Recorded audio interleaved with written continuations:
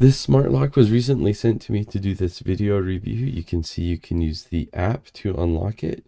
You can also use your fingerprint to unlock it, which is what I tend to use the most. You can also enter a keypad to unlock it. I'm hiding what my actual keypad is, and that works just fine as well.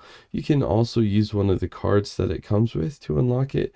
And if you want to go old school, you can use a key and use that to unlock it as well. So really nice. So it comes with all of these different parts. The main unit is pretty heavy. I mean, obviously it's metal, but it's not too big. And then it comes with all of the accessories and hardware that you need to install. It even comes with some extra things. So one thing I will recommend is when you remove your old lock, make sure you keep the hardware you have. As I found out that the screw that I had for this didn't work, so I used my old screw, but that was the only part that I needed. There's a little piece that comes out of that should actually go in a hole, and I'll talk about that later, but I had to take this out and do it twice. But put in those standoffs as well before you install it. And again, you can see I put that in the wrong way. So that's where you actually want to put it in. Make sure it goes in there or it will not work. But you just put the wires in through there, and then you feed the door lock through. Then on the other side, you connect the wiring, and then you screw it all together.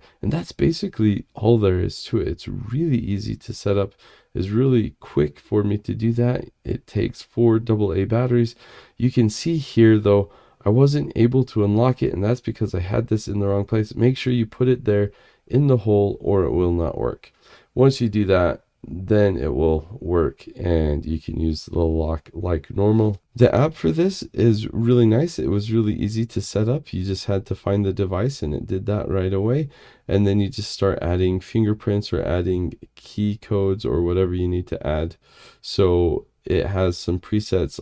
I added my right thumbprint. You can also add a key code. That's nice and easy. One other thing I want to point out is I have installed several locks like this in the past, and usually when you do your fingerprint, you can press it pretty quick and it will work. On this one, if you press quick, it does not work, but if you press and hold, it works every time. That's something I didn't figure out initially, so just be aware of that. Overall, this is a really nice lock. I am very happy with it. I highly recommend it.